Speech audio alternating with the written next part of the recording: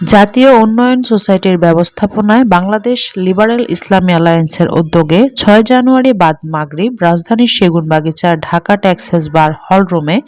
এক মতবিনিময় সভা অনুষ্ঠিত হয়েছে। জাতীয় উন্নয়ন সোসাইটির সভাপতি অ্যাডভোকেট মোহাম্মদ মঈনুদ্দিনের সভাপতিত্বে উক্ত আলোচনা সভায় প্রধান অতিথি হিসেবে উপস্থিত ছিলেন জুলাই আন্দোলনে উত্তরাতে সর্বকনিষ্ঠ শহীদ শিশু জাবের ইব্রাহিমের পিতা কবির হোসেন। বিশেষ অতিথি হিসেবে উপস্থিত ছিলেন এনসিপি ঢাকা মহানগরী উত্তরের সিনিয়র যুগ্ম আহ্বায়ক কাজী সাইফুল ইসলাম, বাংলাদেশ ডেমোক্রেটিক পার্টির সভাপতি মোহাম্মদ জাহাঙ্গীর হাওলাদার, বাংলাদেশ ইসলামিক জনতা পার্টির সভাপতি মাওলানা ডাক্তার মোহাম্মদ আজহারুল ইসলাম, বাংলাদেশ ইসলামী দলের চেয়ারম্যান হুমায়ুন কবির, সংবিধান বিষয়ক জনশক্তি পার্টির চেয়ারম্যান শহীদুল ইসলাম হাওলাদার,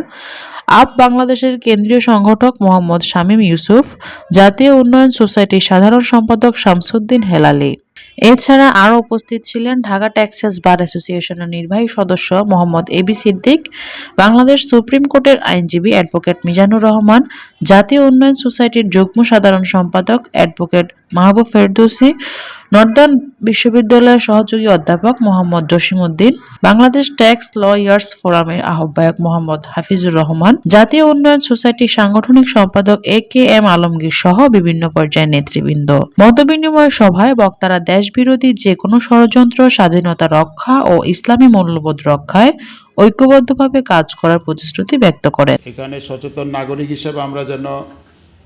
সবাই ঐক্যবদ্ধ থাকতে পারি দেশের পক্ষে, দেশের স্বাধীনতার পক্ষে, এবং